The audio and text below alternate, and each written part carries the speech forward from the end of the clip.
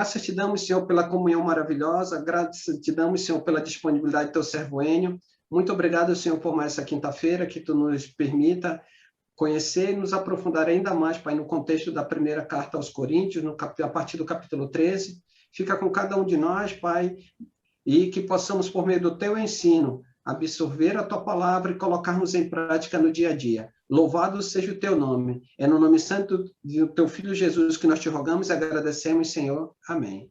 Amém. Amém. Amém. Muito bem, nós estamos estudando o livro 1 Coríntios. Paulo escreveu essa carta, fazendo um resumido aqui, né?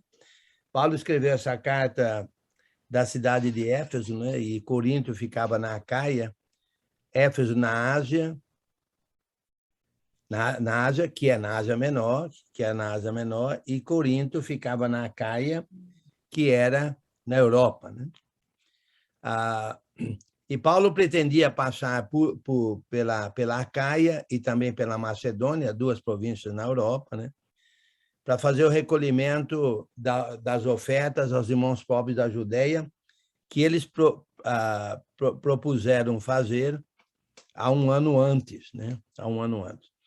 Mas tudo indica que Paulo fez uma visita há um ano antes, que eu acho que é quando ele falou da oferta aos irmãos pobres da Judeia aos Coríntios, um bate e volta lá para Corinto, de Éfeso, e ele então ficou sabendo de vários problemas lá, e também ele teve outras fontes de informação de vários problemas lá em Corinto.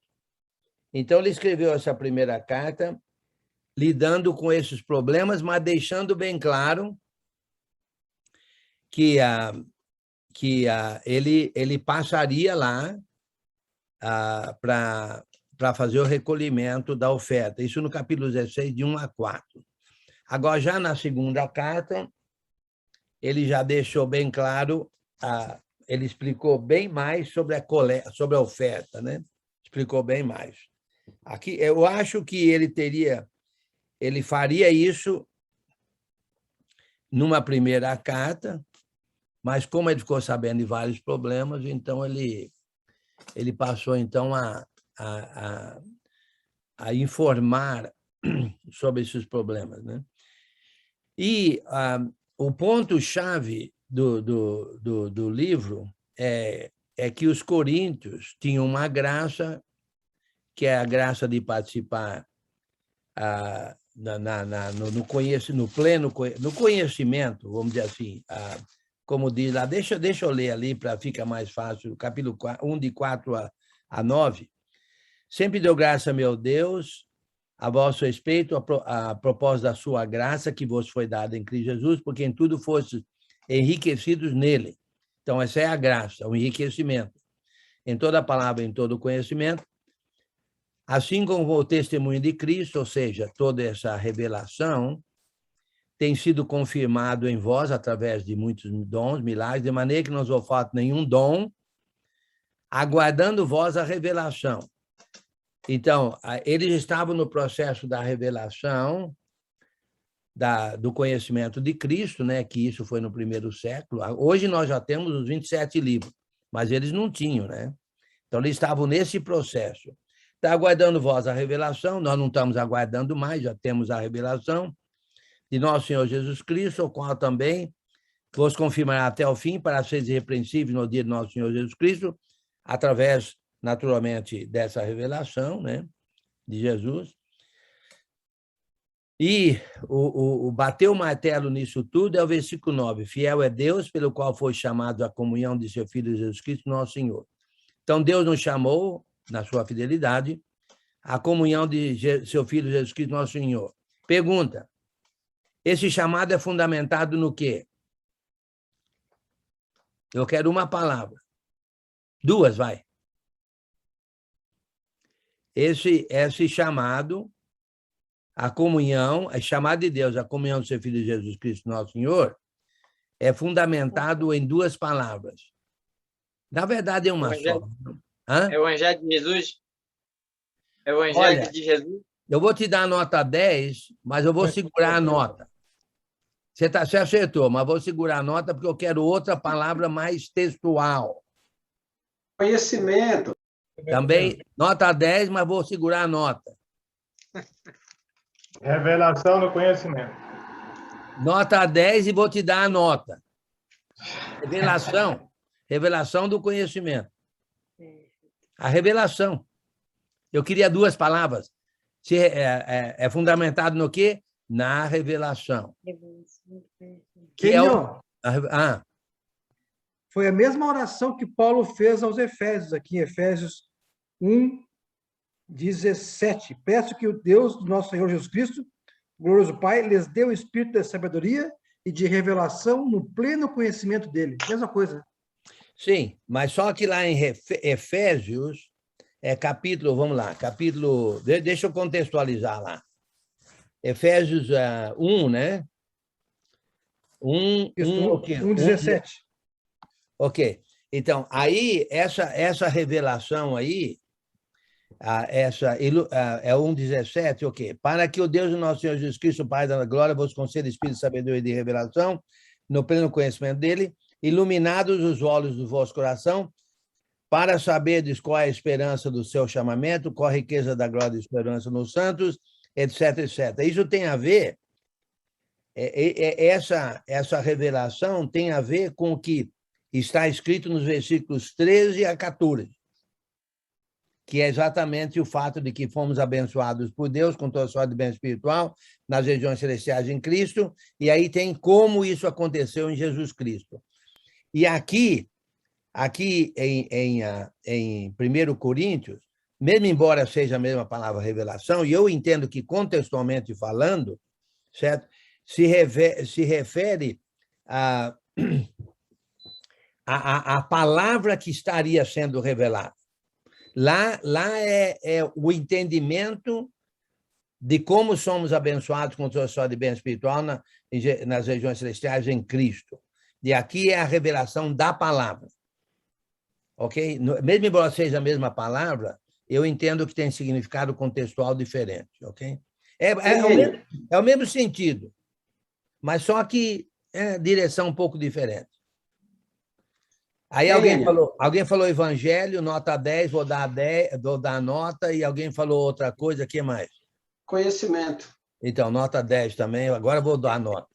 Enio, um ponto que me chamou a atenção aqui dentro dessa abordagem, né, que eu olhando para o texto sobre a pergunta da revelação do conhecimento, aí quando ele diz assim no versículo 8, né, o qual também, fazendo uma referência a Jesus no final do 7, né, vos confirmará até o fim. Aqui o até o fim seria até o fim da revelação, para que eles pudessem ser irrepreensíveis no dia, ou seja, na volta do Senhor Jesus?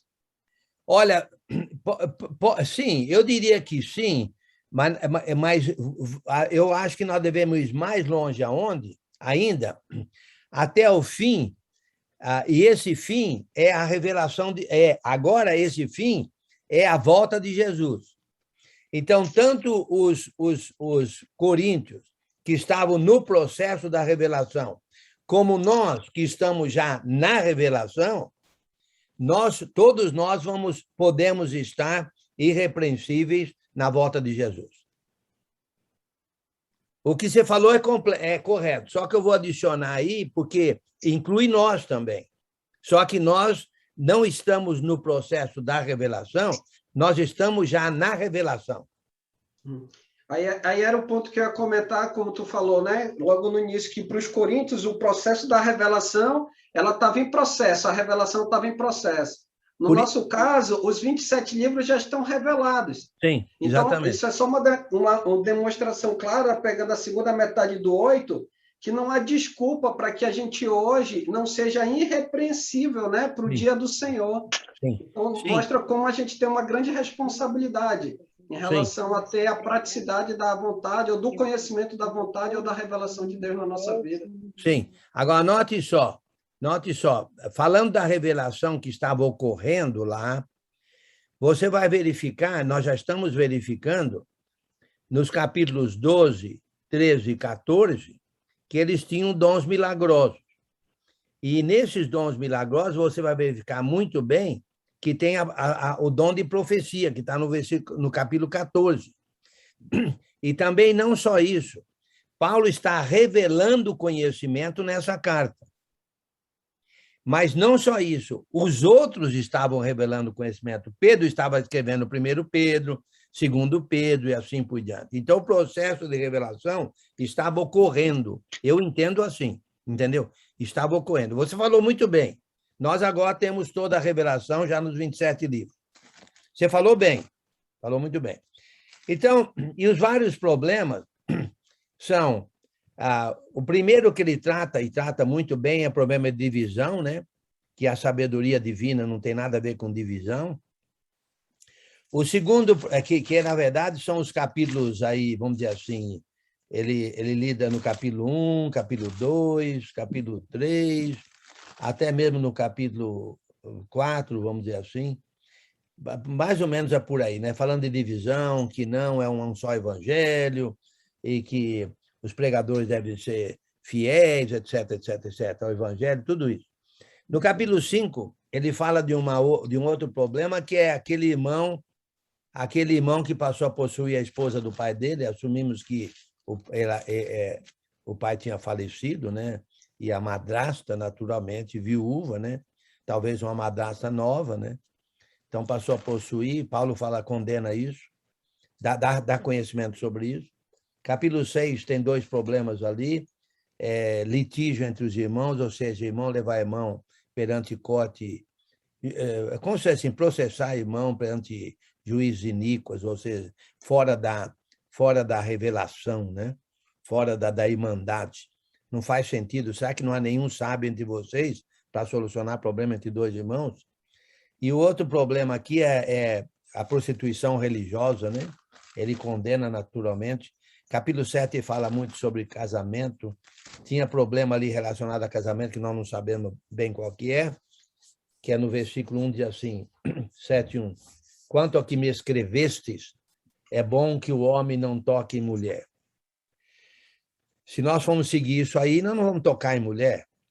Eu estou vendo aí o Sandro tocando na mulher dele. Na verdade, a mulher dele tocando nele, através do cabelo. Aí, está vendo? Mas, então já tá errado, porque diz para não tocar em mulher. Então tinha um problema lá que nós não sabemos qual que era. Então, o capítulo 7 lida com esse problema. Mas é um problema lá, era um problema. Provavelmente tem a ver com problema sexual relacionado à prostituição religiosa, etc, etc. Não se sabe. Talvez devido à perseguição, para não ter filhos, sei lá. Mas era um problema. Então, para nós não temos esse problema aí, a memória dele, porque Paulo escreveu a ele sobre o problema deles, não é nosso problema. Então, não vamos nos preocupar com isso. Capítulo 8, 8, 9, 10 e até o 11, ele fala muito sobre idolatria, inclusive a ceia do Senhor, né? A ceia do Senhor. Você não pode participar da mesa dos demônios e da mesa do Senhor. E quando você vai participar da mesa do Senhor, não é um banquete como se faz na mesa dos demônios, não. Na mesa idólatra, nas festividades idólatras, pagãs. Não, senhor. Não, senhor, né? Aqui é diferente. Aqui a mesa do Senhor é outra coisa. A ceia do Senhor é outra ceia, não é igual a ceia idólatra, certo? A ideia a ceia da idolatria lá, comer aquelas carnes sacrificadas a ídolos, e fazer um leilão, e fazer um bingo, e etc, etc, e comer aquelas carnes. Não é isso, não. Aqui é diferente. A ceia do Senhor é outra coisa. No capítulo 12, 13, 14, Paulo vai lidar com o problema de dons espirituais, dons milagrosos. Ok? Os coríntios estavam agindo, lidando com os dons milagrosos, como já falei, né? Eles tinham dons milagrosos, tinha a ver com a revelação. Eles estavam fazendo mau uso dos dons, mau uso.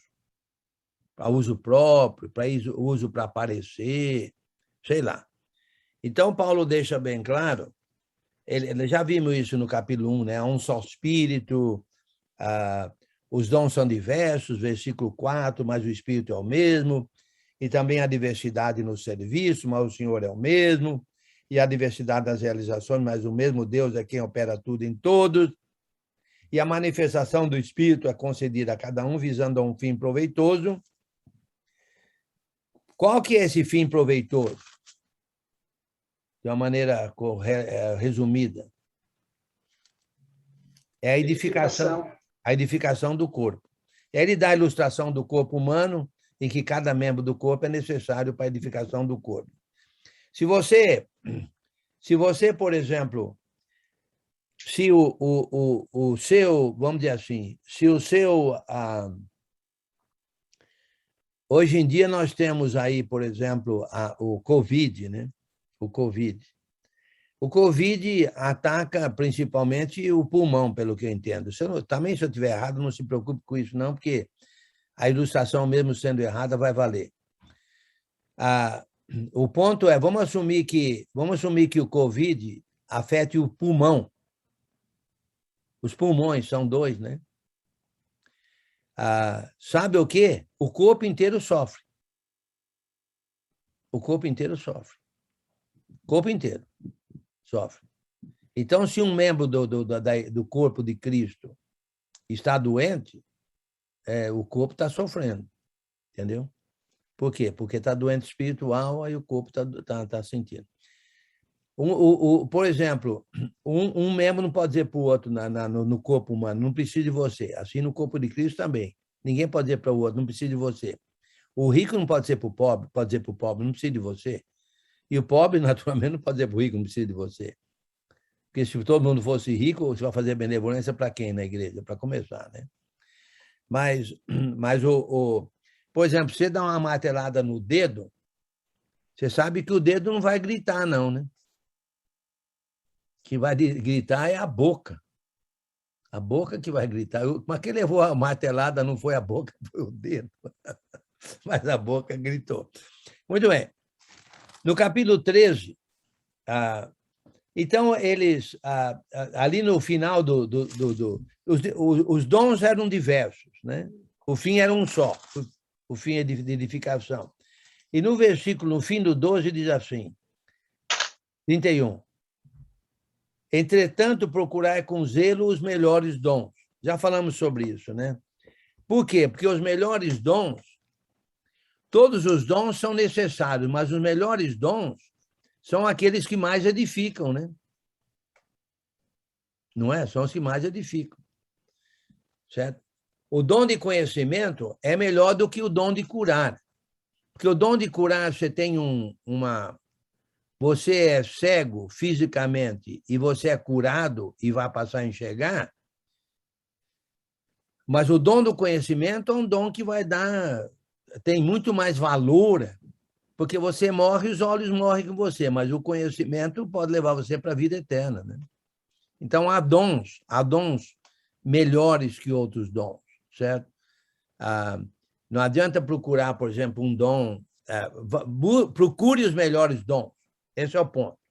Porque os melhores dons são aqueles que vão edificar mais você e vai edificar mais a igreja, né? Agora, no final do 12, diz assim, eu passo a mostrar-vos ainda um caminho sobremodo excelente. Então, ele vai mostrar um caminho que é sobremodo, quer dizer, eu entendo que é assim, é um caminho que abrange todos os dons. É um caminho que deve ser usado em todos os dons. É um caminho que engloba todos os dons, vamos dizer assim, certo? E, naturalmente, esse é o caminho do amor. Do amor.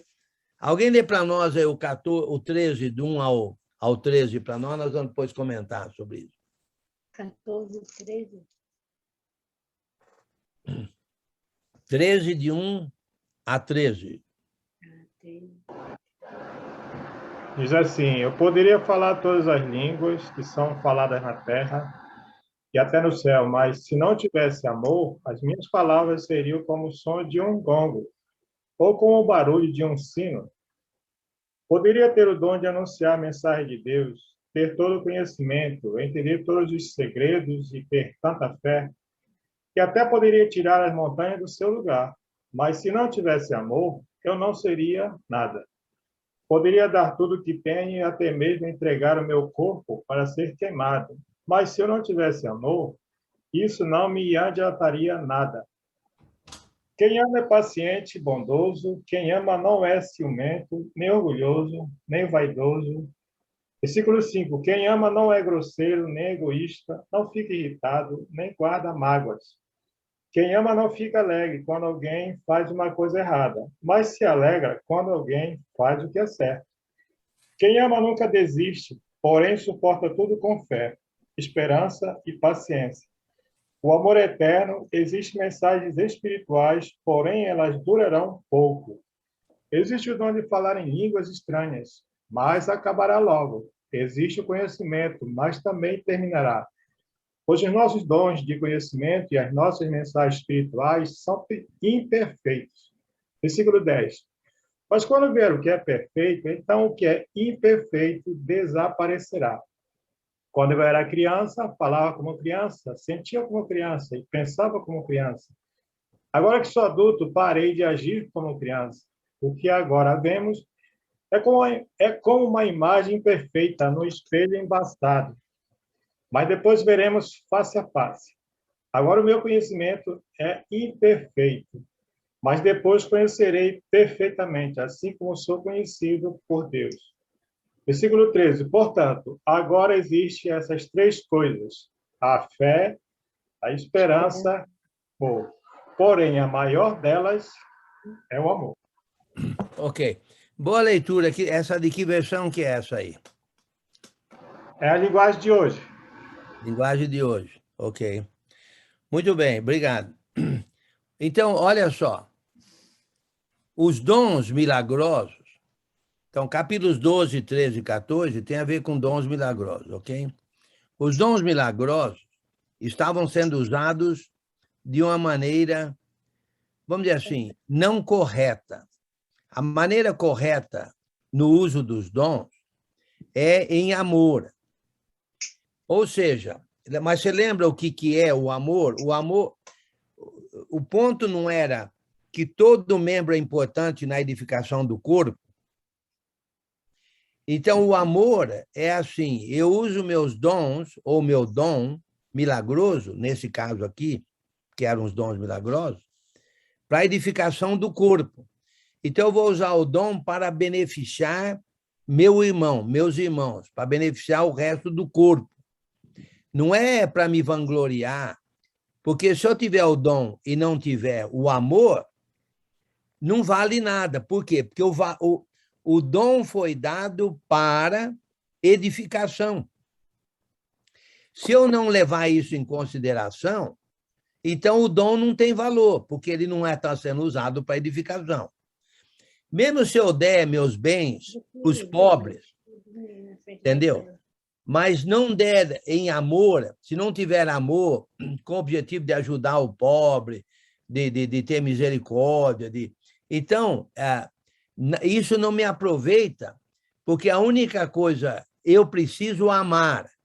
A única coisa que me aproveita é o amor. E eu vou amar com o que eu tenho. E, nesse caso aqui, com dons milagrosos. Com dons milagrosos. Agora, o amor, o amor olha só, nós não temos Deus em nós. Então, nós não somos filhos de Deus. Deus não é amor. E não, filho de tambaqui não é tambaquizinho. Filho de jaraqui não é jaraquizinho. Certo? Filho de peixe não é peixinho. Então, filho de amor é o quê? Amorzinho. Já também a presença online aqui já falou, amorzinho. Então, Deus ama, nós amamos. Entendeu? Então, nós amamos com o que nós temos, com o que nós somos. Nesse caso aqui, com dons milagrosos. Agora, olha as características do amor. já foi lida nessa versão aí de hoje, aí eu vou na versão de ontem aqui, ou de antes.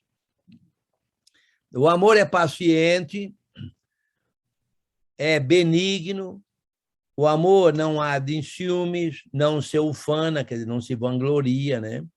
Não se ensoberbece, quer dizer, não fica arrogante com o dom, né? Não se conduz inconvenientemente, não procura os seus interesses, naturalmente procura o interesse dos outros. O amor você ama, tem que amar os outros, então buscar os interesses deles. Não se exaspera, quer dizer, não se enfurece, né? Não se ressente do mal, não se alegra com a injustiça, mas se regozija com a verdade. Tudo sofre, tudo crê, tudo espera, tudo suporta. O amor jamais acaba. Então, o amor é tudo isso, certo? Agora, o amor jamais acaba, mas os dons milagrosos acabariam, como acabaram. Entendeu? Eles acabariam, acabaram. Nós não temos dons milagrosos hoje, certo? Mas quer dizer que nós não vamos amar? Com certeza, o amor jamais acaba. Entendeu? Então, agora permanecem 3 coisas na vida do cristão: a fé, o amor e a esperança. Ou a fé, a esperança, o amor. O maior desses é o amor. Por quê? Olha, a fé é fundamentada no conhecimento revelado. Já revelado. Então, você vai agir baseado no conhecimento. Você tem fé no conhecimento dado, revelado. Aí, você tem a esperança de que aquilo que está prometido no conhecimento vai acontecer. E Deus é fiel, lembra? Fiel é Deus, certo? Que nos chamou à comunhão de seu Filho Jesus Cristo, certo? Fiel ao Deus pelo qual foi chamados à comunhão de seu. Então, Deus não falha nunca na promessa, tendo a ver com a fé, que a gente age pela fé. E fé é naquilo que a gente está esperando, lembra? Aquilo que a gente não vê, aquilo que a gente espera que vai acontecer. Então, mas isso está no conhecimento no qual a gente tem fé. Então, a esperança é aquilo que a fé promete. A esperança de que vai receber aquilo que está esperando pela fé. Mas o que é que agiliza isso? O que é que faz isso movimentar? O que é que executa isso? O que é que faz isso acontecer? É o amor. Então, qual que é o maior? O amor. Se você tem fé e esperança, mas não tem amor, pode esquecer que não vai acontecer nada. Eu tenho fé. Então, o que é que você está fazendo? Fé no quê? No conhecimento, na revelação? Tem que ser na revelação. Aí você tem fé de que aquilo que está na revelação vai acontecer. Mas você tem que agir na revelação, pela fé, no que está no revelado. No revelado. Aí sim, aí você pode falar que tem fé em Deus. Porque se você tem fé em Deus, mas não tem o amor, ou seja, a ação fundamentada na fé, no conhecimento, não adianta nada, pode ter fé o quanto você quiser. Aliás, tem um lugar, alguém deve lembrar, que falou que você tem fé que Deus é um só, você faz bem. Os demônios também creem. Quem falou isso? Tiago. Então, eu entendo que os demônios, eles têm muito mais, vamos dizer assim, conhecimento, certo? E até mesmo fé. Porque eles sabem que o que Deus fala vai acontecer. Mas eles não têm a fé no conhecimento. Mas eles não têm amor. Eles não têm amor. Eles não podem amar, porque eles são de uma natureza completamente contrária. Eles não podem amar. Consequentemente, a fé deles não tem valor nenhum para eles. Eles vão para o inferno mesmo. Agora, nós temos fé, certo? Mas nós podemos agir na fé. E isso chama amor. Ação na fé, visando a esperança, vamos dizer assim, né? Na esperança, é o amor. Fala. Não, eu acho que, às vezes, nós... Espera aí que tem um comentário online presencial aqui. Às vezes, eu acho que, às vezes, nós a nossa fé é naquilo que eu acho. Não, eu vou fazer assim, né? Então ela não está amando. Ela não... Presencial online aqui está dizendo que muitas vezes a fé que a gente tem é naquilo que a gente acha. Não, mas peraí. A fé no conhecimento revelado. Tem que ser fé na revelação já dada a nós. E não no que eu acho, o que um outro acha. Tem que ser no conhecimento. Aí tem a esperança e eu vou agir pela fidelidade de Deus. Eu sei que Deus é fiel, então eu vou agir e essa ação fundamentada na fé, no conhecimento, por causa da esperança, é o amor. É o que muitas vezes a gente fala assim, ai, não vou. Espera aí. Fez isso mal para mim, mas olha o que é tudo só. O presencial online está dizendo que às vezes a gente não quer tratar bem um que trata a gente mal, mas aí diz o amor, diz assim, o amor tudo sofre, certo? Ele tudo crê, então a gente, mesmo no sofrimento, tudo suporta, mesmo no sofrimento, a gente deve amar. Por quê? Porque a revelação, o conhecimento revelado promete, e Deus é fiel na promessa. Então, o que o conhecimento revelado promete vai acontecer, então vamos amar independentemente de problema, de maledicência, de irmão fazendo mal para a gente, ou de perseguição externa, como está lá em 1 Pedro, em Apocalipse, certo? A perseguição romana, ou perseguição de qualquer tipo, porque o amor garante, certo? A promessa de Deus, porque Deus é fiel. Enio, uma observação, ver se está certo esse pensamento. Tu falaste, o irmão Alessandro falou até Tiago lá, diz que até os demônios creem, têm fé, creem em Deus. Mas a fé que realmente Deus quer é a fé com obediência nos mandamentos dele. A obediência nos mandamentos dele seria a manifestação do amor, porque os mandamentos mandam nós amarmos os inimigos, amar a todos. Então, ali está a obediência aos mandamentos é a manifestação do amor. Jesus falou lá, acho que em João 21, alguma coisa, aqueles que me amam, aqueles que obedecem meus mandamentos são os que me amam. Sim. Seria isso? Sim, com certeza. Sim, é isso mesmo. Se você não obedecer, mas a obediência é pela fé, certo? No conhecimento. Então, a fé é no conhecimento revelado, ok? A obediência é no que o conhecimento fala, no qual você tem fé. E essa obediência fundamentada na fé, naquele conhecimento, é o amor, que é a obediência que você está dizendo aí. Mas é uma obediência inteligente, vamos dizer assim. Inteligente, ok? Porque o amor é paciente, é benigno. Você não está dizendo aqui que o amor é bondoso. Quem que deu aí? Foi o Natan que deu? Não, foi a Claudemiro. Ô, Claudemiro, vê de novo aí no versículo 4. O amor é paciente, o que mais? Quem ama é paciente, bondoso. Quem ama não é ciumento, nem orgulhoso. Obrigado. Eu só queria uma palavra. Bondoso. Olha, eu não sou gregoriano, mas eu vou, e também não sou portuguesano, mas eu vou dizer para vocês como eu entendo a diferença entre bondade e benignidade. A minha versão fala benigno. A versão já do Claudemiro aí fala bondoso, né? Eu vou dizer como eu entendo, como eu entendo, ok? Como eu falei, não sou nenhum PhD na língua portuguesa, nem na língua grega, e tampouco nenhuma língua.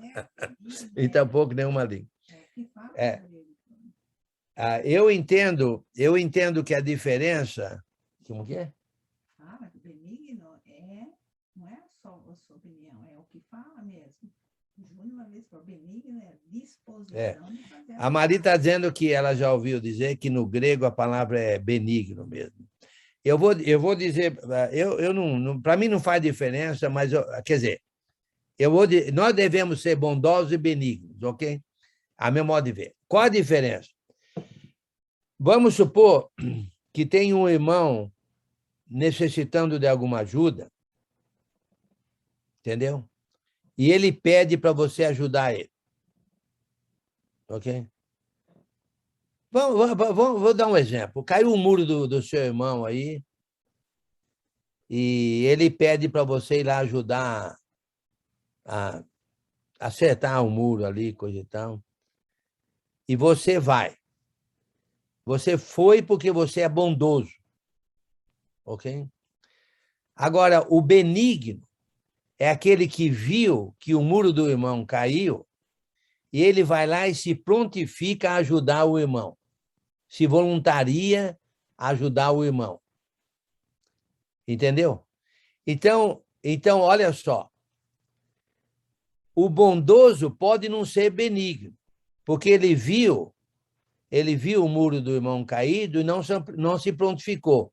Mas se o irmão pedisse, ele iria. Então, ele é bondoso. Agora, o benigno é aquele que, vendo o muro do irmão caído, ele vai lá e se prontifica a ajudar. Então, todo benigno é bondoso, mas nem todo bondoso é benigno. Bem, como eu falei, não sou PhD em lei, não, mas em português, mas a Maria disse que o meu filho já viu no grego e é isso aí mesmo. Bem, interessante, Enio. Se o grego, peraí. Se o grego concorda comigo, o grego é inteligente. Apesar de não ser gregoriano, mas interessante que a ideia da palavra ela transmite justamente isso. Ela diz que ela é, cadê, meu Deus, estava aqui agorinha. É alguém que presta serviço a outras pessoas, de modo a demonstrar graciosidade. Graça, né? Mostrar graça, como tu falou. Ele viu cair, ele toma a iniciativa para prestar serviço, para ajudar, ele toma a iniciativa, né? Esse é o benigno, exatamente. O bondoso é aquele que, se pedir, você ajuda, você faz. Então, todo benigno é bondoso, mas nem todo bondoso é benigno. Porque pode ser que um bondoso não se voluntariou, entendeu? Não se voluntaria. Devia, né? Mas, em todos os casos, eu acho que essa diferença... E a minha versão diz benigno, né? Benigno. Diz que é benigno. Agora... Eu creio, pelo que eu tentei já descobrir a diferença entre as duas, eu creio que é essa a diferença. A meu modo de ver, é essa a diferença. Ok? Enio, eu posso trazer um comentário aqui? Opa! Vamos ver aqui. Peraí. Se concordar comigo, pode. Se discordar, não. Em outras palavras, benignidade é a qualidade interior e benevolente, bondoso, e benevolente que deseja o que é bom para o próximo, enquanto que bondade é a expressão exterior do que, em última análise. Concordo com o que tu disse. A pessoa benigna é a qualidade interior dela. Quando ela manifesta essa qualidade interior, ela é uma pessoa bondosa, que às vezes nem precisa fazer o bem. Um exemplo aqui, uma pessoa que é gastadeira, que gasta demais e te pede ajuda, tu vai, às vezes, não dar para ela o que ela te pede, porque sabe que aquilo vai fazer mal para ela. Um exemplo assim prático. Eu vou citar um exemplo prático da bondade. A minha mãe é benigna, porque ela quer meu bem, ela tem esse desejo no interior dela, eu tinha uns 16 anos, e ela demonstrou essa bondade dela dessa seguinte forma, vou explicar bem rapidamente. Eu tinha 16 anos, trabalhava fora e gastava todo o meu salário com coisa de guri. E faltava dinheiro lá para as passagens de ônibus e para o almoço. E ela me deu uma vez, duas vezes. Na terceira vez, Giovanni, eu não vou te dar e tu vai aprender. Eu já te expliquei várias vezes e tu não aprendeu. Tu vai a pé para o serviço e tu vai comer o que tu tiver. Eu não estou sendo ruim contigo, eu estou sendo bondosa, quero te ensinar. No interior dela, a benignidade dela é boa.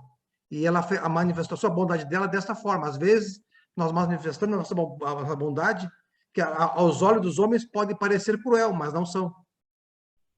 Eu acho que ela estava sendo benigna porque e a bondade, a bondade dela foi ela negar, mas ela foi benigna porque ela quis explicar para você através da bondade de que você deve controlar o dinheiro, assim por diante. Eu acho que é por aí mesmo. Eu acho. Você vê que o fruto do Espírito em Gálatas fala longanimidade, benignidade e bondade. A Mari está dizendo que em Gálatas, capítulo 5, que fruto do Espírito do 5:22 fala benignidade, né? Bondade. E aí, lê aí, ô Claudemiro, lê aí o Gálatas 5, o que é mesmo? 5:22. 5:22. Lê aí para nós. Tá, diz assim: mas o Espírito de Deus produz o amor, a alegria, a paz, a paciência, a delicadeza, a bondade e a fidelidade. Peraí. Interessante, fala delicadeza e bondade. A delicadeza é como amabilidade na NVI. Mas você vê, na RA aqui, o fruto do Espírito é amor, alegria, paz, longanimidade, benignidade, bondade, fidelidade, mansidão, domínio próprio. Você vê, fala benignidade e bondade na RA aqui, em Gálatas 5:22. Não é aqui A NVI só troca o benignidade por amabilidade. deve. Eu acho que a amabilidade, eu acho que é mais amor fraternal, né? Mas vamos lá. É a mesma palavra. Presencial online aqui. Enio? É a mesma palavra lá de Coríntios, capítulo 13:4, e a de capítulo 5 de Gálatas é a mesma palavra, só é uma variância, mas é a mesma palavra. É a mesma raiz? É a mesma palavra? Exatamente a mesma palavra ou é a mesma raiz? A raiz é a mesma, entendeu? Ela só varia ao termo, mas é a mesma base. No grego? Isso, no original. Ok. Eu acho que é por aí. Fala presencial online. Espera aí. Interessante que nem Deus, ele foi o que? Isso é tudo virtude de Deus. Ele foi o quê? Ele foi benigno. Ele viu que nós estávamos precisando de salvação e ele mandou quem? Presencial online está dizendo que Deus foi benigno porque ele viu a nossa necessidade e enviou o seu filho, né? Ele tomou a iniciativa, né? Tomou a iniciativa de enviar Jesus para nos salvar. Muito bom. Deus é benigno, né? É claro que ele é bondoso também, né? Quando você ora, ele faz alguma coisa, vamos dizer assim, eu acho que aí seria bondade. Deus é benigno porque teve a intenção de mandar o filho. Quando ele mandou o filho, é a bondade dele, externando a benignidade dele.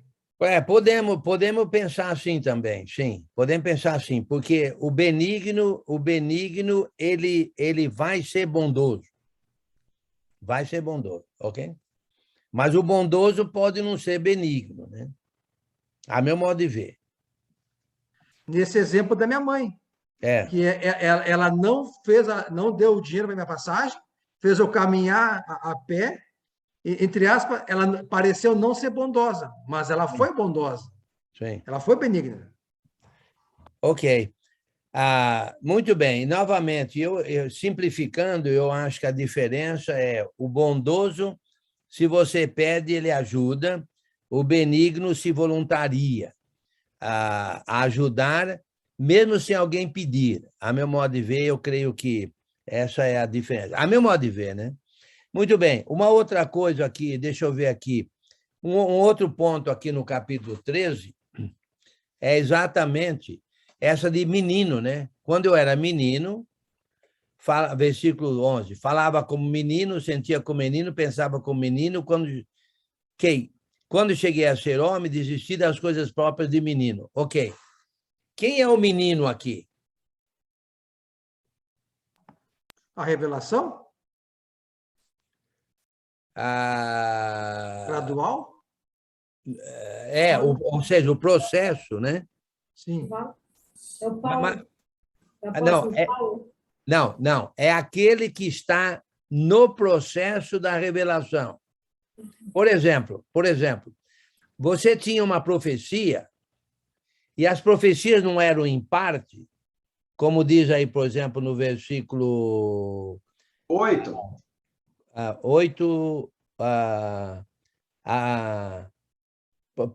9.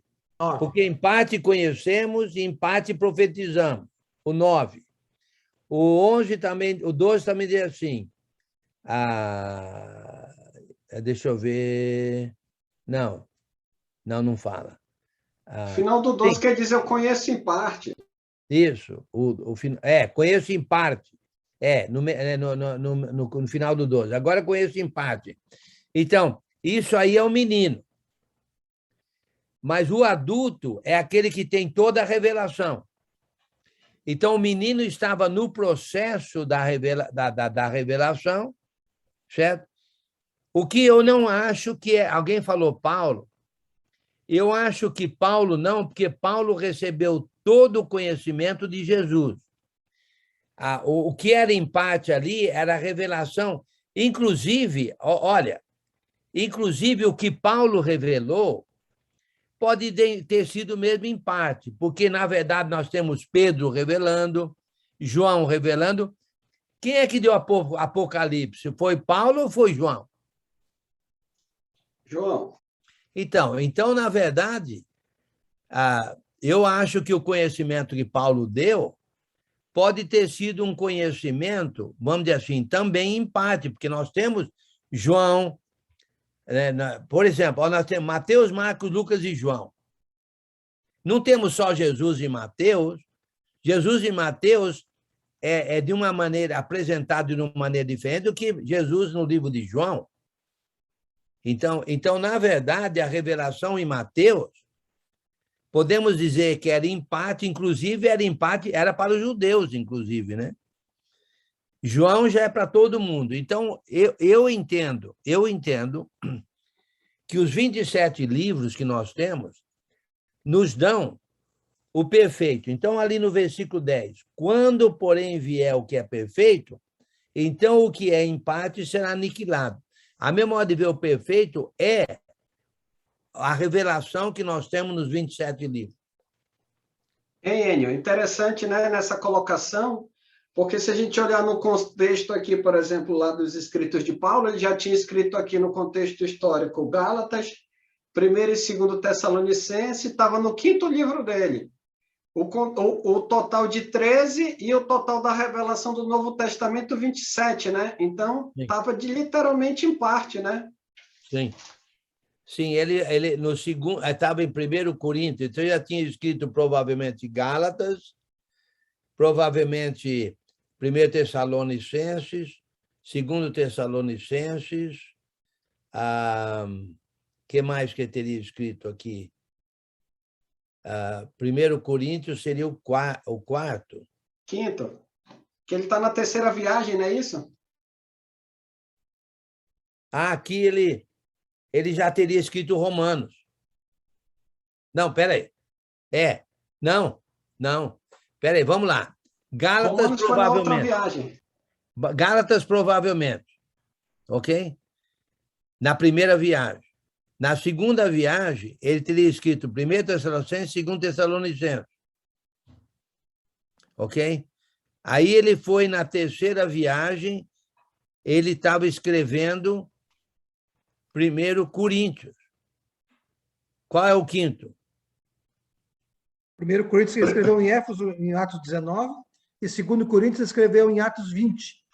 E depois em Romanos, escreveu Romanos também, Atos 20. Então, o Sandro diz que são 5. Quais são os 5?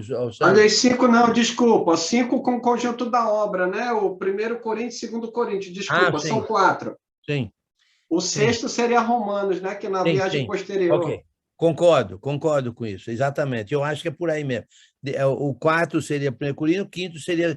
E como você deixou bem claro, o ponto que você está deixando bem claro, independente de ser 4 ou 5º, é o 4, a meu modo de ver, mas independente disso, o que você está deixando bem claro, e os outros livros? Aí ele não tinha escrito Romanos ainda. Não. Que é uma obra-prima de Paulo sobre Jesus Cristo, né? Sobre a justiça de Deus segurando no Evangelho.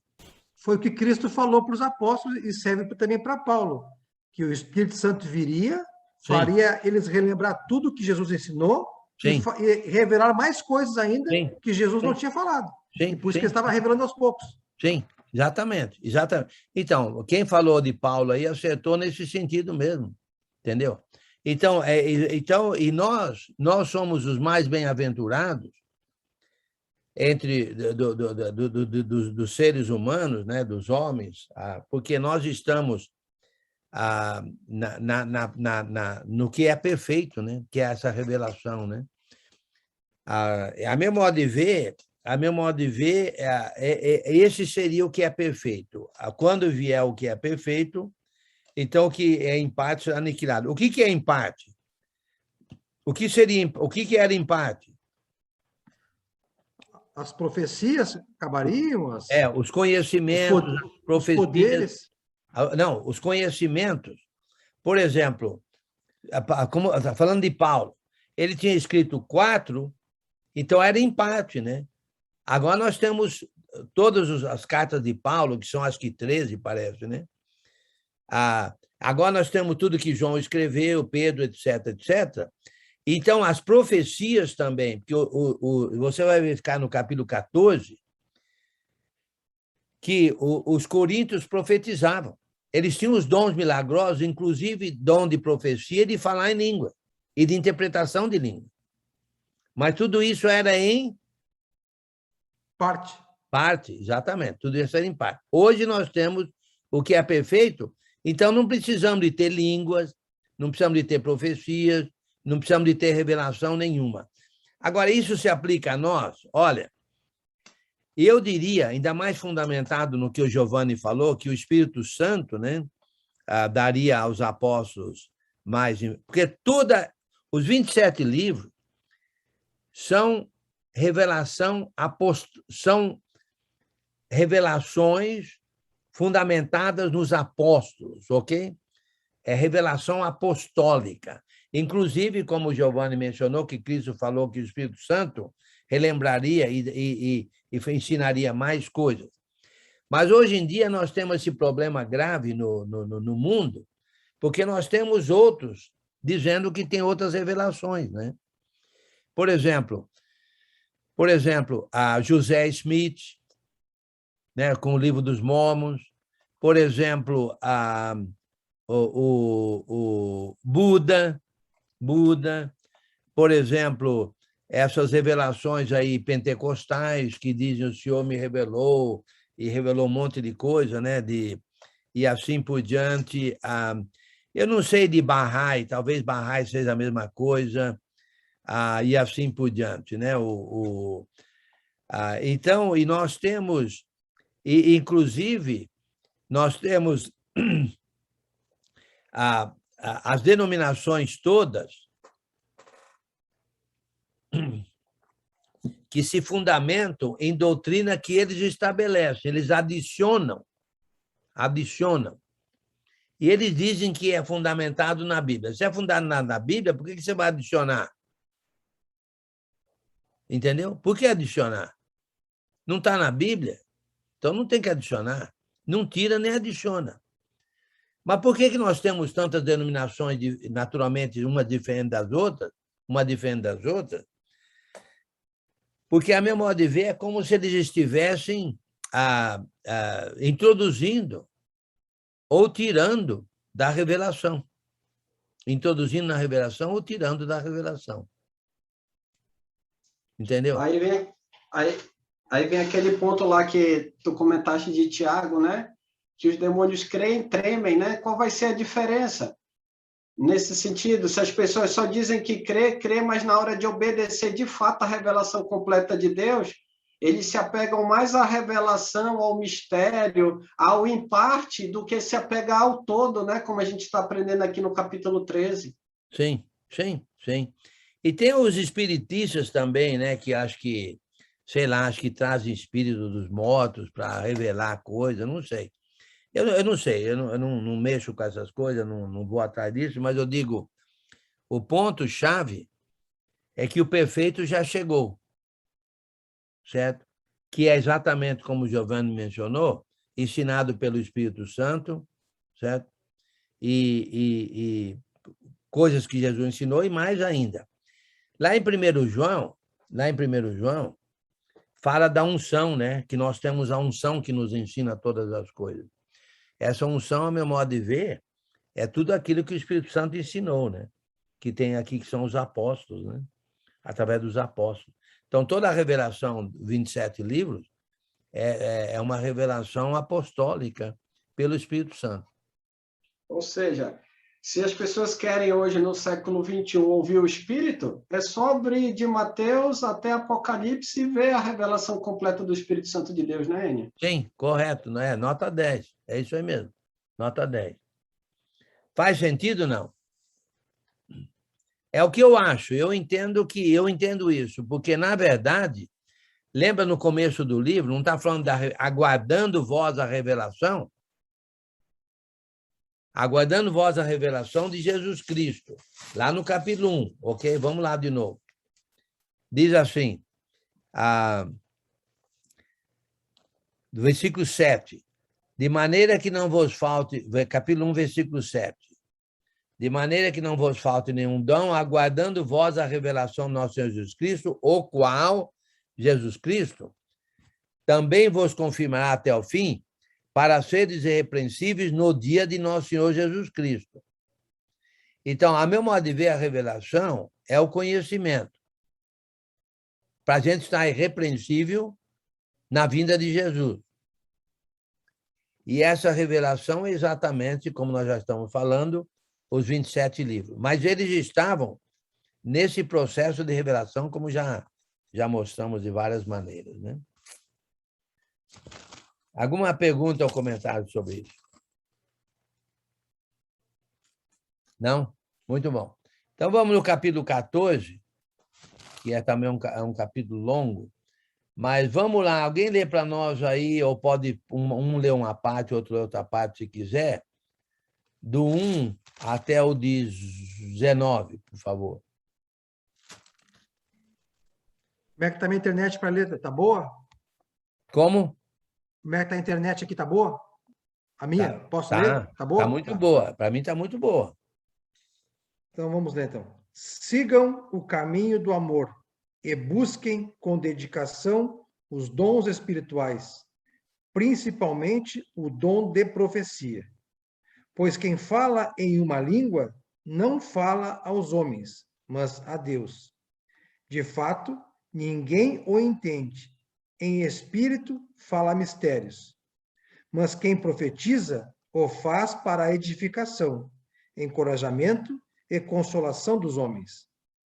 Quem fala em língua, a si mesmo se edifica, mas quem profetiza, edifica a igreja. Gostaria que todos vocês falassem em línguas, mas prefiro que profetizem. Quem profetiza é maior do que aquele que fala em línguas, a não ser que as interprete, para que a igreja seja edificada. Agora, irmãos, se eu for visitá-los e falar em línguas, em que lhes serei útil, a não ser que lhes leve alguma revelação ou conhecimento, ou profecia, ou doutrina. Até no caso de coisas inanimadas que produzem sons, tais como a flauta ou a citara, como alguém reconhecerá o que está sendo tocado, se os sons não forem distintos? Além disso, se a trombeta não emitir um som claro, quem se preparará para a batalha? Assim acontece com vocês. Se não proferirem palavras compreensíveis com a língua, como alguém saberá o que está sendo dito? Vocês estarão simplesmente falando ao ar. Sem dúvida, há diversos idiomas no mundo. Todavia, nenhum deles é sem sentido. Portanto, se eu não entender o significado do que alguém está falando, serei estrangeiro para quem fala, e ele estrangeiro para mim.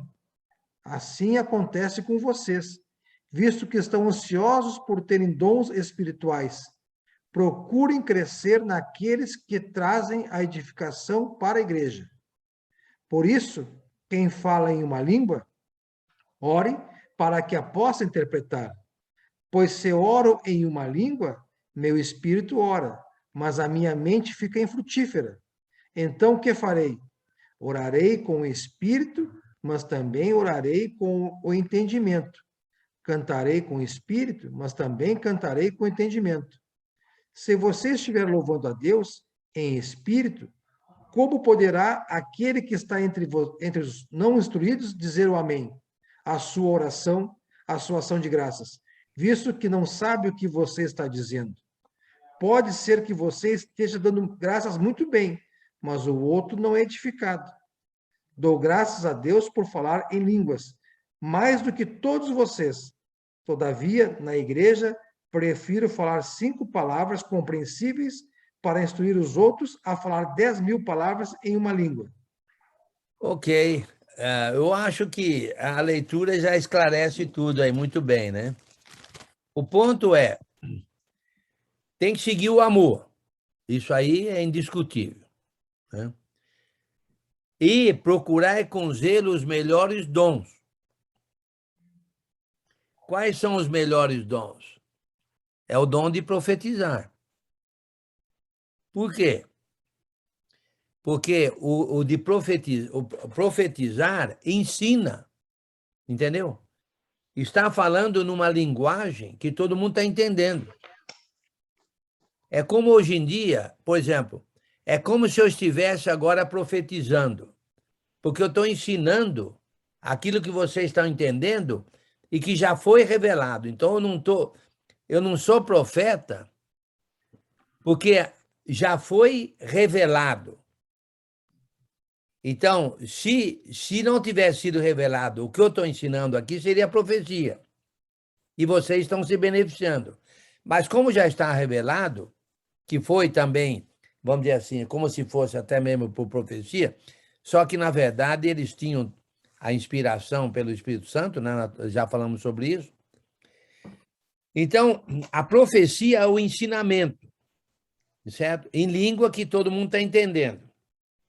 Agora, falar em língua, aí ia complicar tudo. Ninguém ia ser edificado. Ninguém entendia nada. Agora tinha que ser interpretado. Se não fosse interpretado, tem que parar. Quem falava em língua sabia o que estava falando, vamos dizer assim. Mas ele ficava infrutífero. Ou seja, qual é a frutificação aqui? Qual é o fruto? Qual é o fruto tanto da profecia como de falar em língua? Qual é o fruto? Edificar. Edificação da igreja pelo conhecimento. Pelo conhecimento. Você fala em língua que ninguém entende, não tem edificação. Certo? Então, não adianta. Não adianta eu falar aqui numa língua que vocês não estão entendendo. A menos que fosse interpretado. Certo? Mas agora eu estou falando numa língua que vocês estão entendendo, então, não precisa, então vocês estão sendo edificados, né, assim, pelo conhecimento que nós estamos transmitindo. Certo? Então, qual que é superior? Falar em língua ou profecia? Qual que é superior? Profetizar. Profecia, profetizar. Qual que é superior? Falar em línguas ou interpretar? Aí como a gente vai aí como a gente vai ver na segunda parte do 14, aí ele vai depender do público, né? Vai depender da interpretação, né? Se puder interpretar, eu creio que os dois são iguais, né? Mas se falar em línguas e não ter interpretação, tem que parar. Para ter interpretação, tem que ter língua. Língua. Mas se tiver língua e não tem interpretação, então não adianta. Então não há frutificação. Então, fala. Um detalhe interessante aqui no versículo 1 do capítulo 14, né? Que quando ele declara assim na segunda metade, diz assim, procurai com zelo. O termo usado aqui, procurai com zelo, é o mesmo termo que ele fecha o capítulo 12, versículo 31, quando ele diz, procurai com zelo, no original é o mesmo termo. E aí é interessante que ele inicia o versículo 1 do capítulo 14, ligando ao que ele acabou de falar no 13, né? Seguir o amor. E as duas palavras, elas estão no imperativo, ou seja, é uma ordem, né? Sim. Então, quer dizer, é para usar o dom de profecia com amor. Aí, como tu acabaste de falar, e a gente vai ver no decorrer agora do capítulo 14, nessa leitura que o Giovanni fez, que a edificação ela é fundamental, né? Ou seja, ela é o propósito final, né? Sim, através do conhecimento. Então, olha o 12:31. Tentando procurar com zelo os melhores dons. Olha o 14:1. Seguir o amor e procurar com zelo os melhores dons. Então, qual é o melhor dom? É o profetizar. Porque no profetizar, na profecia, tem o conhecimento, que é exatamente a revelação, que é o propósito dos dons. Revelar e confirmar. Revelar e confirmar. Entendeu? E aí a gente aplicando dentro do contexto do livro, né? Aí, tendo conhecimento, não vai ter divisão. Tendo conhecimento, não vai ter envolvimento com idolatria. Tendo conhecimento, não vai resolver as questões com o irmão diante dos juízes humanos e etc. Sim, sim. E aí nós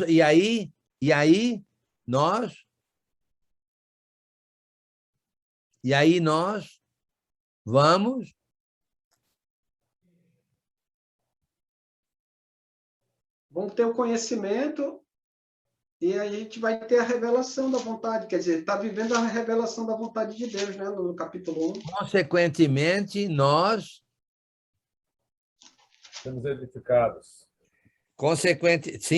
Consequentemente, nós seremos irrepreensíveis para o dia do nosso Senhor Jesus Cristo. E, consequentemente, nós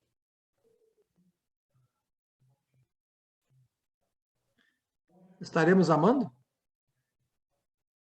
Também. E, consequentemente, nós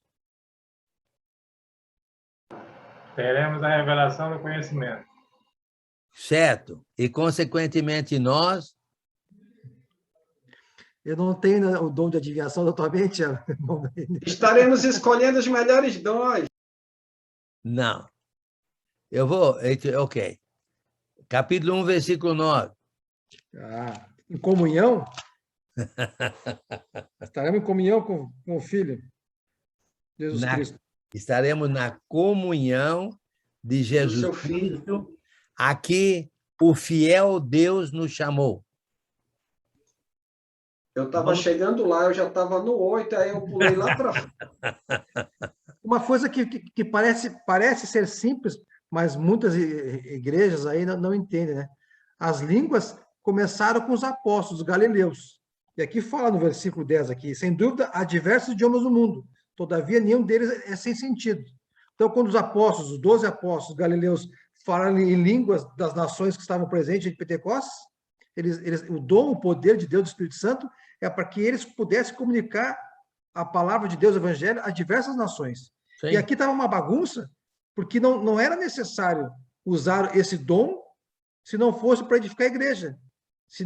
Eu estava falando em japonês se não tivesse japonês ali. Falando em francês se não tivesse francês na igreja. Então, estava só se exibindo. Então, os objetivos da língua era esse. Era falar a mensagem de Deus na língua certa para a pessoa certa. Agora, se fosse interpretado, aí solucionava o problema, né? Hoje acontece algo parecido. Por exemplo, se o irmão Enio vir para o Brasil com um americano que não conheça a língua portuguesa, sim, ele vai entrar na igreja, vai te dar a mensagem, e o irmão Enio Latorre vai fazer o intérprete ali, né? O que já aconteceu várias vezes, não só comigo, mas com muitos, né? Sempre acontece isso. Vem um americano aí, um presbítero que não entende nada de português, vai falar para a igreja, tem que ver um intérprete. Outro dia eu fui chamado online para traduzir, para ser o intérprete de um americano que estava falando com os irmãos, e eu então fui chamado para online aqui para traduzir, né? Para traduzir, para que os irmãos entendessem. Senão ninguém entendia nada, né? Ninguém entendia nada. Então, na verdade, é isso mesmo. Então, tem que haver interpretação. Se não houver interpretação, não adianta. Agora, tudo é para ser feito com amor. Com amor, ok? Naturalmente. Então, é interessante o versículo 3, mas o que profetiza fala aos homens, edificando, exortando e consolando, entendeu? Deixa eu ver aqui, tem uma outra passagem aqui. Não, está no 20, está no 22.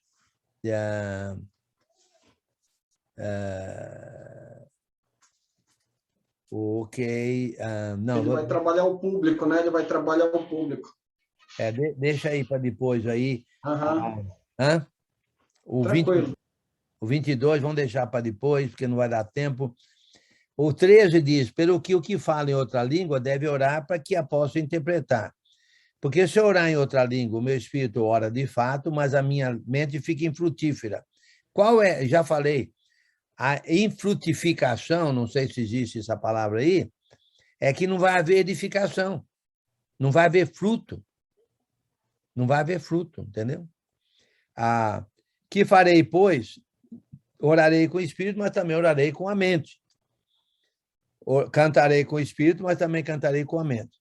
E se tu bendisseres apenas em espírito, e não com a mente, como dirá o indouto, aquele que não entendeu nada, o amém, depois de tua ação de graças, visto que não entende o que diz, porque tu de fato dás bem as graças, mas o outro não é edificado. O ponto-chave é a edificação. É edificação, entendeu? Mas, naturalmente, isso, vamos dizer assim, vamos supor que o pregador quer pregar bonito para aparecer, ok? Ou quer dar uma de intelectual, porque no grego isso e no hebraico aquilo, vamos dizer assim, se ele quiser se mostrar, ele não está pregando em amor, porque ele não está, na verdade, visando a edificação, mas está visando ele aparecer. Entendeu o que estou dizendo? Então, todos os dons eram para ser usados em amor. Hoje em dia, aplicando para nós, tudo que nós fazemos deve ser em amor, para edificação, para a propagação do reino, entendeu? Visando a salvação dos perdidos, em amor. Mas levando em consideração, certo? Na verdade, todas as características do amor. O amor é paciente, é benigno, tudo aquilo. Olha, às vezes um irmão se ofende por pouca coisa e vai embora. Mas, meu irmão, você não é para amar, o amor não é paciente, o amor não é benigno, entendeu? O amor, por outro lado, se alguém ofende alguém, não está amando, porque está agindo de uma maneira ofensiva, às vezes está agindo de uma maneira inconveniente. Um problema interessante na igreja, não sei se em Manaus é esse problema, não. Muitas mulheres na igreja querem mostrar o corpo, certo? Eu lembro quando, na época do mini saia, lembra do mini saia? Não? Ou não é da época de vocês? Não? De algum de vocês é. Mini saia é assim, olha, vamos encurtar a saia o mais possível, né? E então, a meu modo de ver, uma irmã agindo assim está agindo de uma maneira inconveniente, né? Porque, na verdade, está levando o irmão, homem, a pecar, a ter desejos pecaminosos, etc., etc., e ela está se conduzindo de uma maneira inconveniente. Então, assim, o problema é dele. O problema é dele. Quem manda ter maus desejos, entendeu? Mas, espera aí. Você está agindo inconvenientemente e isso está levando ele. Então, os dois estão pecando. Os dois estão pecando. Você porque agiu inconveniente e levou ele a pecar. Então, na verdade, nós precisamos de levar... Olha só no versículo... novamente no versículo... É que eu estou só falando mais um pouquinho aqui, nós vamos terminar já. Então, voltei no amor aqui. Ali no versículo, deixa eu ver aqui. Tu falaste de 1 Timóteo 2:9, N. Agora lembrei aqui. Da mesma forma, quero que as mulheres se vistam modestamente, com decência e discrição, Sim. não se adornando com tranças e com ouro, nem com pérolas, ou com roupas caras, mas com boas obras, como convém às mulheres que declaram adorar a Deus. Sim, sim, lá é para elas aparecer com boas obras e não aparecer com a parte exterior, aparecer com o interior, né? Não é aparecer, nossa, que cabelo lindo, né? Mulher tem muito disso, nossa, que cabelo lindo, nossa, seu vestido está maravilhoso, nossa, que brinco tão lindo, coisa e tal. Mas será que essa irmã que está aparecendo com tudo isso aí tem boas obras? Entendeu? Será que ela aparece fisicamente? Cadê as boas obras? Esse é o ponto. Agora, aqui é o seguinte, olha no versículo 5. Não procure os seus interesses. Ué, eu gosto de mostrar minhas pernas. É? Então, você está buscando os seus interesses e não está se preocupando com o irmão que está pecando. Entendeu o que eu estou dizendo? Então, não podemos buscar os nossos interesses, temos que pensar nos interesses dos irmãos também, né? É claro. Ok. Alguma pergunta aí ou comentário? Eu tenho uma pergunta, hein? Em relação ao amor aqui, eu tenho muitos defeitos. Eu não tenho esse amor perfeito ainda do capítulo 13. Ainda bem que é só você, viu? Ainda bem que é só você, viu? Eu fico aliviado, Giovanni, eu fico aliviado. Eu também fico aliviado, é só você. Quando Paulo falou aos filipenses aqui, estou convencido de que aquele que começou a boa obra em vocês vai completá-la até o dia de Cristo Jesus. Ou seja, até a minha morte, eu estarei irrepreensível? Ou quando Cristo voltar, ele vai me tornar irrepreensível? Vai corrigir meus defeitos? Não? Não? Peraí. Vamos lá. É Filipenses o quê? Eu sei que era para eles, mas não serve para mim também? Filipenses... Deixa eu ver o contexto imediato ali. 1:6. Ok. Então, diz assim, esse é o mensagem que aquele que começou a boa obra em vós é completado aqui Jesus. Não, essa boa obra, a meu modo de ver, é a parceria econômica que os filipenses fizeram com Paulo, que vai salvar almas no efeito dominó até a vinda de Jesus. Porque a parceria converte alguns, que vão converter alguns, que vão converter alguns, e assim por diante. Mas ele diz no versículo... peraí, então é isso aí? Não, isso aí é... Você falou de irrepreensível, onde é que você viu isso aí? Estou convencido de que aquele que começou a boa obra em vocês vai completá-la até o dia de Cristo Jesus. A minha pergunta é, se Cristo voltasse hoje, eu não tenho esse amor perfeito do capítulo 13, ele vai completar, ele vai me... Não. Aí é outro livro. É outro livro. Tá. Cristo nos aperfeiçoa perante Deus. Ponto final. Aí é outro livro. Mas o ponto aqui, vamos supor que Cristo volte hoje, ok? Sim. Muito bem. Os filipenses, e muitos irmãos depois dos filipenses e muito antes de nós, têm investido muito dinheiro na salvação de almas. Sustentando propagadores do evangelho, ok? Como o próprio Paulo, Pedro, como eu, não, quer dizer, não estou me comparando com Paulo e Pedro, mas eu digo, eu sou mantido. Sim. Por irmãos. E antes de mim, muitos irmãos que já pregaram para mim lá atrás já faleceram. E entre aqueles, tinha aqueles que eram mantidos por irmãos, por outros irmãos. Então, aqui é a boa obra. Se Cristo voltar hoje, entendeu? Os filipenses usaram seu dinheiro na salvação de almas, se tornando parceiros com o apóstolo Paulo. Correto? Correto. Não, mas isso aí... A minha dúvida nem é lá, é comigo. Se Cristo voltasse hoje eu não estou irrepreensível, porque eu tenho defeitos. Não. Cristo aperfeiçoa você. Mas você usou 1:6 1,6 é em outro contexto. Ah, tá. Então, eu achei que fosse nesse sentido. Não, aí é outro livro. O livro que você está falando, na verdade, é o livro de Colossenses. O livro de Colossenses, em Cristo habita corporalmente a plenitude da divindade. E nele estamos aperfeiçoados. Ou seja, em Cristo nós estamos perfeitos perante Deus. Então, se Cristo voltar hoje, você é perfeito nele, uma vez que você está fiel a ele, vamos dizer assim, no sentido de... Mesmo com meus defeitos que eu tenho. Mesmo com seus defeitos, eu entendo assim. Eu entendo assim. Ufa. Ei, Giovanni, eu lembrei agora, eu estava procurando com a Sara aqui um texto interessante lá de Romanos 13:8. Ele diz assim: a ninguém fiques devendo coisa alguma, exceto o amor, com que vos ameis uns aos outros, porque quem ama, né, ama o próximo, tem cumprido a lei. Então, se é para dever alguma coisa, tipo, pela grandeza dele, né?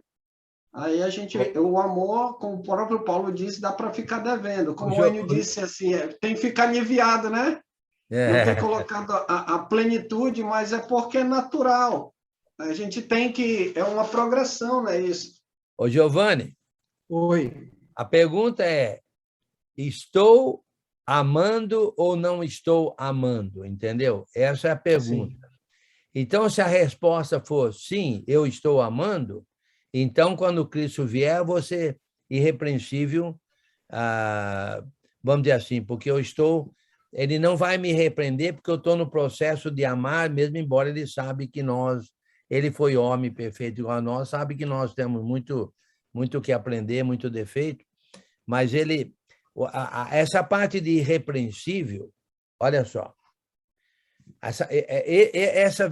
esse versículo aí de irrepreensível está onde? Aí está no capítulo... No capítulo 1, né?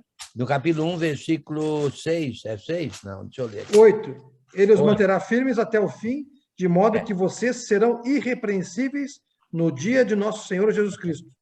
Ok. A meu modo de ver, Giovanni, o que está dizendo... Peraí, 2 Coríntios... Eu li primeiro 8. O versículo 8, ok. Do primeiro capítulo, do 1 Coríntios. Eu falei, coisa, estou em 2 Coríntios? Não, peraí, 1 Coríntios. É como eu falei, a gente ensina vários livros, ok. O versículo 8 diz assim: o qual também vos confirmará até o fim, Cristo, para sermos irrepreensíveis. Não, deixa eu ver aqui. Esse o qual aí, a meu modo de ver, é Deus, ok? É Deus. Sim. Ok. Ele nos confirmará até o fim para sermos irrepreensíveis no dia de nosso Senhor Jesus Cristo. A meu modo de ver, essa confirmação para sermos irrepreensíveis é na palavra. Então, a palavra foi dada para sermos irrepreensíveis. Não quer dizer que somos irrepreensíveis, mas na palavra temos como sermos irrepreensíveis. Ali que a gente aprende a ser irrepreensível. Ali que a gente vai crescendo e aprendendo cada vez mais é na palavra. Não quer dizer que nós vamos ser, vamos dizer assim, perfeitos sem nenhum pecado, porque Cristo é nosso advogado. Eu não sei se você entende de advocacia ou não, entendeu? Mas Cristo, ele nos defende, ele é nosso advogado perante o Pai. Então, na verdade, ele é um advogado criminalista, penal, porque nós somos pecadores, né? Então nós temos a revelação para sermos irrepreensíveis. Isso não quer dizer que nós já somos irrepreensíveis. Paulo disse que ele mesmo caminhava, né, junto à perfeição, que ele não alcançou ainda a perfeição. Então, o ponto aqui é que na palavra nós temos tudo que nós necessitamos para sermos irrepreensíveis. Mas quem é que é irrepreensível, aí é outra história, né? Porque nós vamos aprendendo. Então, se nós estamos amando e aprendendo e crescendo, nós estamos no caminho certo. Se Cristo volta, ele sabe que nós não somos perfeitos, mas estamos tentando e fazendo o que a gente podia de melhor. Bem, vamos terminando. Tá na hora de terminar, né? Vocês, sabidinhos. Alguém quer levantar a mão, o Chaves? Vocês, sabidinhos, já jantaram, né? Fala aí, Chaves. Tem um irmão venezuelano ali, Vânia. Olha o nome dele lá. Antônio Chaves. Liga o áudio, Chaves. Liga o áudio, Chaves. O áudio, Chaves.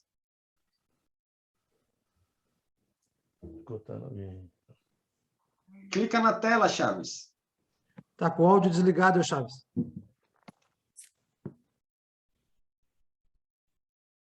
Microfonezinho do lado esquerdo, embaixo, tem um microfonezinho. É isso aí. Isso, tu desligou o vídeo, agora liga o microfone do lado do...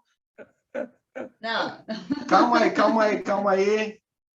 Do lado esquerdo.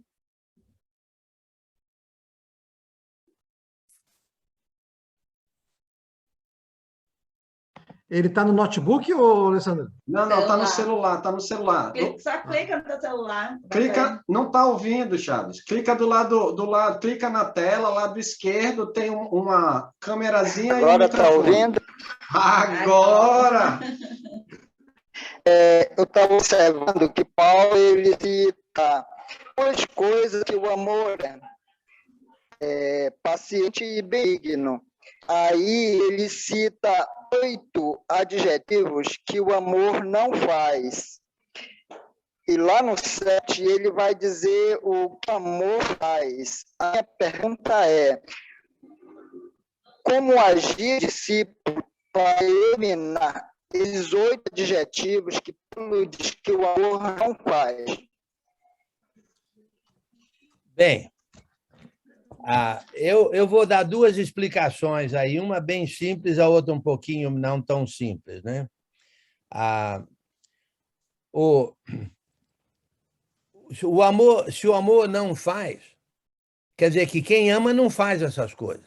Por exemplo, quem ama não vai, por exemplo, deixa eu ver aqui, deixa eu ver, não se procurar seus próprios interesses, né? O amor, por exemplo, não procura os seus próprios interesses. Então, a gente não deve procurar os interesses, mas deve procurar o interesse dos outros. Então, a primeira resposta é simplesmente não ser aquilo que o amor não é. Certo? Então, por exemplo, não há de ciúmes. É complicado, né, não ter ciúmes. Por exemplo, no caso de pregadores, esse é um problema sério entre pregadores, que um pregador pode ter ciúmes do outro pregador. Entendeu? Então, o que fazer? É simplesmente não ter. Não procurar não ter. Ok, mas vamos lá. Essa resposta é simples, né? Não tenha ciúmes, não se ufana, não procure os seus interesses, então é só não fazer. Ok, mas isso é mais fácil falar do que fazer. A outra solução que eu dou é aquela que Paulo dá lá no capítulo 5, certo? Se você quer, por exemplo, eliminar a maldade, sabe como é que você elimina a maldade? De acordo com Gálatas capítulo 5. Como é que você elimina a maldade? Com a benignidade. Com a bondade. Como é que você elimina o ódio? Como é que você elimina o ódio? Com o amor. O amor. Então, como é que você... Se o amor não procura os seus interesses, o interesse da pessoa, então vamos eliminar isso procurando os interesses do irmão. Está vendo? Então, o bom elimina o ruim. Porque eles estão em guerra, lá em Gálatas capítulo 5, há uma guerra entre o fruto do Espírito e as obras da carne. Por exemplo, procurar os seus interesses é obra da carne, vamos dizer assim. Então, procure o interesse do irmão, você está expulsando. Por exemplo, diz ali, não se alega com a injustiça. Então, vamos nos alegrar com a justiça. Quando alguém faz alguma coisa certa, vamos elogiar, vamos ser alegres, vamos participar, nossa, que bom, aquela igreja está crescendo, oh, que alegria, parabéns, liga lá para o irmão, olha que bom ouvir dizer que vocês estão crescendo aí, parabéns, que Deus abençoe, vou orar por vocês. Ou seja, combater o negativo com o positivo. É em Gálatas capítulo 5, é uma guerra. Um expulsa o outro. Se você odiar, você expulsa o amor. Se você amar, você expulsa o ódio. Então, são duas maneiras que eu vejo. Uma é procurar não fazer isso aí que o amor não faz. E outra é fazer o contrário para eliminar aquilo que você faria, que é o ruim. Por exemplo, novamente, maldade. Ué, o amor não é maldoso? Então, como é que eu vou eliminar a maldade? Ué, sendo benigno, vou procurar ser bondoso. E eu procurando ser bondoso, estou eliminando a maldade. Não sei se ajudou ou não, Chaves. Acho que você quer comentar alguma coisa aí, não?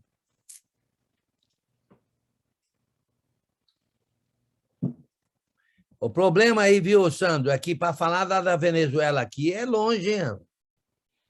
O bom é que já no celular dele ele consegue converter o espanhol para o português, aí o dom de língua já vai sendo interpretado online. Ok, não sei se essa resposta... Alguém quer comentar sobre isso? Tranquilo aí, Chaves? Beleza, ele deu positivo, aí deu joinha, Enio, tá tranquilo. Ok, ótimo, fico contente de saber que ajudou, viu? Mais alguém, alguma pergunta, um comentário antes da gente fazer a oração final? Eu tenho uma observação. Diga, Natan. A Igreja de Cristo, a igreja em Corinto, era composta, penso eu, acredito eu, por residentes de Corinto, basicamente. Então, basicamente, falavam a mesma língua. Uma língua natural, língua normal, do cotidiano, da rotineira. E por que a necessidade de se usar o dom de língua se todos falavam uma única língua? Olha, a explicação... Uma cidade comercial, talvez passasse alguém de fora, aí nesse caso aplicaria-se no caso aquele que interpretasse a língua daquela pessoa que não era da cidade. Era de Sim. fora.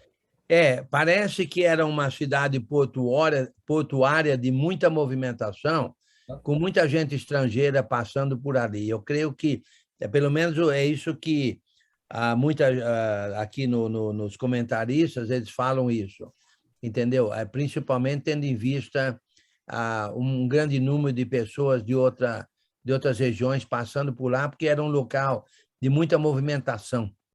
Uhum. Okay? A observação do Natan é interessante, né, Enio? Porque normalmente uma cidade, ela já tinha, por exemplo, a cidade de Éfeso, ela era forte no termo do porto, né, de porto. Corinto tinha dois portos, um voltado para o Oriente e outro voltado para o Ocidente. Então a gente imagina lá o fluxo, né? Por exemplo, a nossa cidade aqui, nos áureos tempos do nosso porto de Manaus aqui, tu que já conhece a cidade, sabe a estrutura da cidade, né? Nos tempos antigos, da áureo da borracha, a estrutura como é que é dos prédios, né? Ao redor do nosso porto aqui. Imagine Corinto, que tinha dois, né? Então atendia um mercado para o Oriente e outro mercado para o Ocidente. Então, por isso, acho que, dentro disso que o Natan comentou, o fluxo de pessoas, né? Era muito grande. E aí a necessidade dos outros idiomas, né? Sim, exatamente, é isso aí. E Manaus, há muitos anos lá atrás, falar em línguas ali ajudava muito. Então mas hoje em dia até que não, né? Mas naquela época de antigamente, certo? Na época da borracha, ou na época do apogeu de Manaus, né? Eu acho que falar em línguas ali era muito importante. E como o Sandro mencionou, em Corinto, essa era a necessidade. Boa observação aí, Natan. Muito bem. Acho que a gente pode fechar então, Giovanni. Tem alguma coisa mais a acrescentar antes da oração? Podemos orar. Ok, orando aí, ora por todas as pessoas enfermas, naturalmente, com Covid, assim por diante. Nós temos um irmão aqui que ele é nosso cardiologista e ele teve um ataque do coração. Então, ore por ele. O nome dele é Gary. Gary, né? Gary no sentido de G-A-R-Y, né? Gary. E ele, né, vai precisar de fazer né, o que for necessário ali, mas ele é nosso cardiologista e teve um ataque do coração, né? Então, ore por ele e por muitos outros, né? Tenho também o irmão Carlos, que é o sogro do meu filho, também está internado para fazer vários exames. Carlos é o nome dele. Também ore por ele, ok? Oremos, então. Senhor Deus e amado Pai, grandioso é o Senhor, misericordioso, amoroso, Criador dos céus, da terra, da humanidade, nosso Pai, nosso Senhor. Te agradecemos por mais um dia de vida, pelo seu amor, sua misericórdia, por nos aceitar como somos, cheios de defeito, nos perdoar. Agradecemos esse belo estudo da tua palavra de hoje, através do teu servo Enio. Nos dê sabedoria espiritual para compreendermos a tua vontade, não só compreendermos, como também obedecermos. Te pedimos em especial a todos os irmãos que estão adoentados por qualquer doença, o irmão Gary, o outro irmão citado, os irmãos do mundo todo, pedimos que o Senhor esteja com eles, e eu tenho certeza, tenho fé no Senhor, que sempre é feito a sua vontade. Então, essa é a tranquilidade que nós temos em orar e pedir ao Senhor. Pedimos porque amamos nossos irmãos e sabemos que o Senhor tem misericórdia e vai fazer o que for melhor no seu tempo. Também te pedimos, Pai, por todas as nações do mundo todo, que possam pregar livremente a tua palavra, o teu evangelho, a salvação e a esperança em Cristo Jesus. Fique conosco, nos protegendo e nos amparando.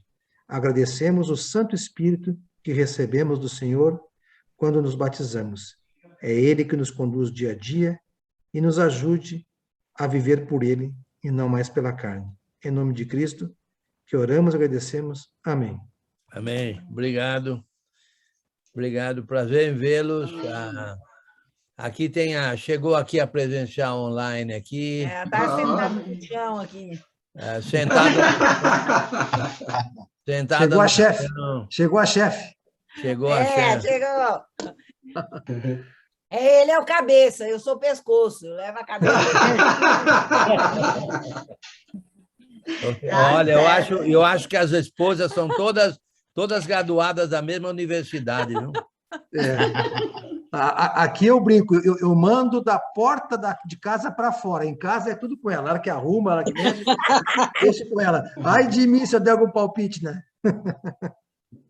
E aí você manda. Então, se você quer mandar nela, leva ela para fora da porta, né? Para fora. Enio, tá igual a história de um colega no trabalho que ele chegou brincando e disse: rapaz, lá em casa quem manda sou eu. Mas se eu tomo, não, quem manda lá sou eu. Mas quem manda em mim é a minha mulher. Aí chegou bravo, o pessoal pensando que ele ia falar outra coisa. Eu disse, Tem dessa, viu? Essa é boa. Essa é boa. Ô, Sandro. Marcelo, um abraço, Marcelo. Muito obrigado, irmão. Fique à vontade. Toda quinta-feira, às 19 horas, nós estamos aqui. Doni, né? José Faustino, o Giovanni já é de casa, a dona Hilde também. Então, obrigada. Vontade, dois de Porto Alegre aqui, Marcelo. Aqui da ponta de baixo aqui. Pela temperatura que está lá, Marcelo, se tivesse aqui em Manaus, era a extinção do povo amazonense. 6 graus. Está quente hoje, eu acho. Deixa eu ver. Ô, Giovanni, você... Oi. Acho que aí na casa de vocês não tem luz, não, que é a cabeça dos vocês dois que estão brilhando, viu? Você também, olha lá, olha. É o resplendor, é o resplendor. Olha aí, ó, o resplendor do conhecimento aí, né, José? Exatamente. Como nós temos essa vaidade, né, o irmão José, do cabelo, o shampoo usar, pentear para cá, pentear para lá, não tem essa vaidade, né? Não, que isso. Nem essa preocupação também, né? Faz anos que eu não sei o que é shampoo. Ô, Sandro, o Anderson não está nesse estudo nosso? O Anderson lá de São João? Acho que ele saiu já, Enio. Ele estava. Ah, ele estava? Ele estava offline aqui, com a câmera desligada, mas ele estava. Ele chegou cedinho. Acho que hoje estava tranquilo, ele não fez pergunta.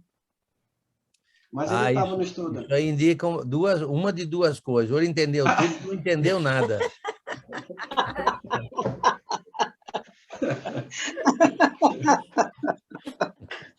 Boa essa. Mas ele é sabidinho, acho que ele entendeu tudo. Ô, Sandro, Oi, Leonardo. o que a Sara está tomando? Ela está ficando cada vez mais jovem, está parecendo uma menininha de 15 anos. Jaraqui todo dia. Jaraqui todo dia. Pupunha, Tucumã. O caboquinho aí. Tapioca.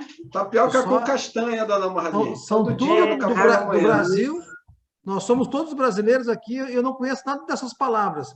É verdade, eu também não conheço. O caboquinho, eu vou te contar, o caboquinho, rapaz. Olha, o dia que eu for para a Amazônia, eu vou querer comer o caboquinho verdadeiro mesmo, viu? O que é o caboquinho? É peixe? Não, fala aí, Sandro. Fala aí, Sandro. O caboquinho, o X-caboquinho. Nós acabamos de ver que o dom de línguas não tem tanto valor assim. Traduz aí, traduz aí. Não conheço nada também. Eu acho que o dom de línguas hoje é a cultura hoje. A cultura amazônica. O que é o pão, o queijo, né? O ovo, tucumã. Aí já mudou, já não conheço. Aí já é mais turbinado, é tipo sanduíche, né? Lá o bauru, o x-salada, que aí vai acrescentando, né? Mas normalmente, assim, na maioria das casas é pão, manteiga e o tucumã. Ele faz a via do ovo, como se fosse o ovo, aí preenche o tucumã. Explica o que é o tucumã. Explica o tucumã para ele. A dona Jovina tem tucumã, ela disse que vai levar para mim domingo.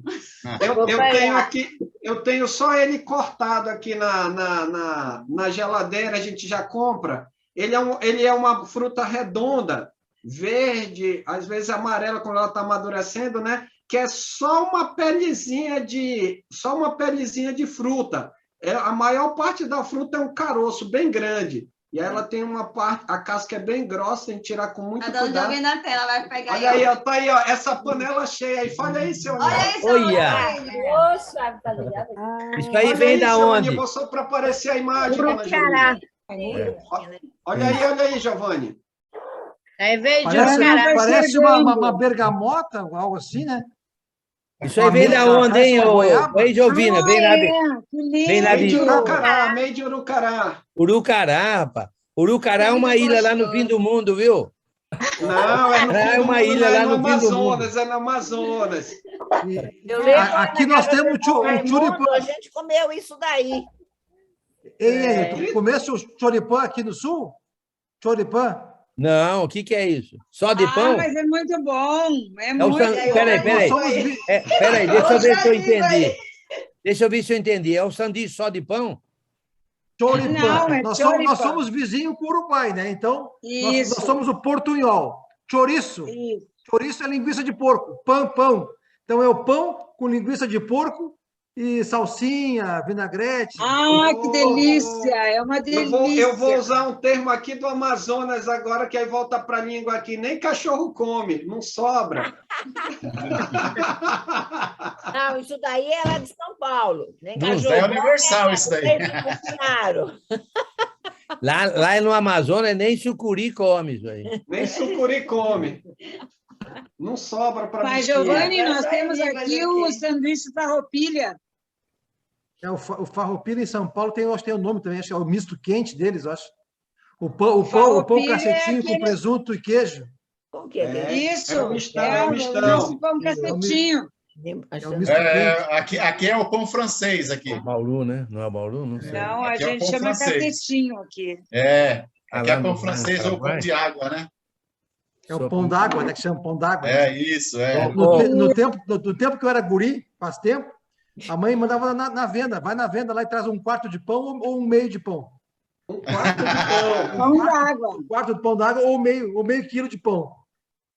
Porque é tudo cacetinho hoje. Aqui também tem o pão cervejinha. Eu não conheço, não. Fala em língua. Aí não, hein? Aí não. Ele é redondo. É o redondinho, do pão d'água, redondinho, salgado. Não é com cerveja ainda, não é com cerveja. Não.